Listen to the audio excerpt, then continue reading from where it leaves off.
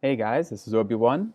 Yesterday video went well for iBio, so I thought I'd give you guys another look at why I chose OMG as one of my choice coins. As you guys know, I don't trade a lot of the crypto, but the ones that I do trade, I'm planning on holding for quite a while.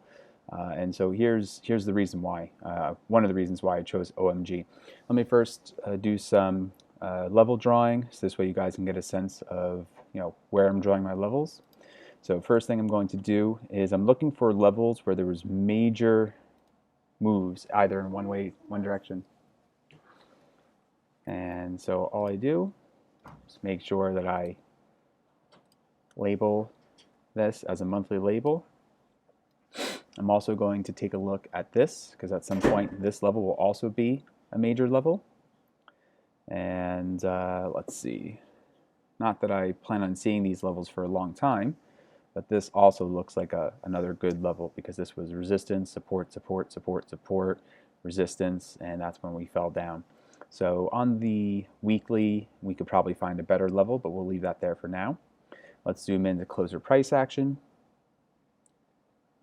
Okay, so I also see that this was a level where there was a massive buying, and that's probably good for what I need for the higher time frame.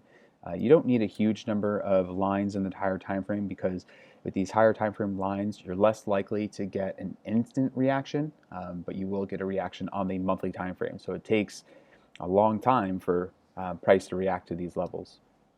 Let's go down to the weekly, and you guys can see why I decided to go for OMG. So look, it's a really basic principle.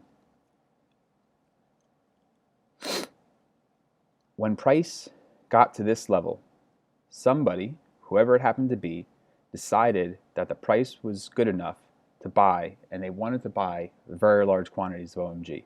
What in the chart tells me that they wanted to buy lots of it? There's a massive move up, multi-week consolidation, and then another massive move up. And then we've had a lot of time and space to return back to this level. Okay, so you look at all this time, you look at all this space to get back to this level. Whoever it was that was buying at these levels are certainly going to buy again at these levels.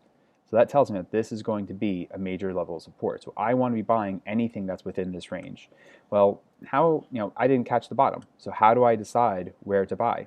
Well, if I go to the higher time frame, monthly, and I zoom in a little bit, what you'll notice is that there was this multi-month consolidation prior to this move up. So that was 1, 2, 3, 4, 5, 6, 7, 8 months of consolidation before the move up. So where's a good place to start buying? Well, if I were to use my little box tool, I want to box off the last place that smart money was buying instead of selling. So I use this term smart money, right? So smart money basically means people who have lots of money, who need lots of liquidity in order to move up in order to fill their purchases. They buy on red candles, they sell in green candles. So they're buying at this level before the move up. So anything in this price range or near it is a good way to buy. So if we go ahead and take a look, you can see how that level has been respected and is now being used as support. All right, so where's the next level of support where I want to be buying? I want to be buying any place where price is near this candle, okay? And where am I expecting this thing to go? Well, again, I'm charting this on the monthly, right? So if we just look at a really basic principle, here's a low, a higher high, a higher low. Where do I expect this thing to go? Here's a low, higher high, higher low, higher high. So I'm looking for a move, at the very least, someplace to this level.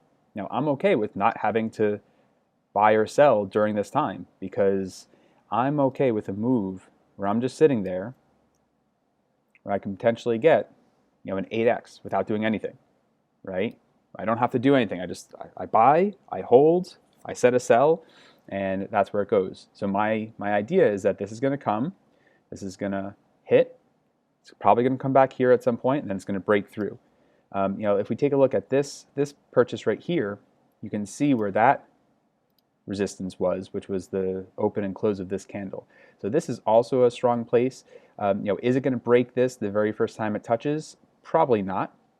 So I could see it come up, and hit once, come back down, and then come up again.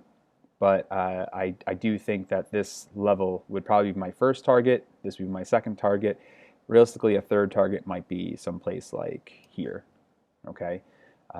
But again, this is something that I'm planning on holding for a while because I just don't need to, I don't have to trade the crypto on and off, right? There's going to be plenty of opportunities during this bull market for me to sell this and then buy into something else that is also cheap. Okay, that's the beautiful thing about crypto. So there's just a little bit of insight into my thinking in terms of my charting, and this is a really strong bottoming pattern that you see in a lot of charts, right? So when I'm looking for bottoms, what I'm looking for is not trying to catch the bottom here.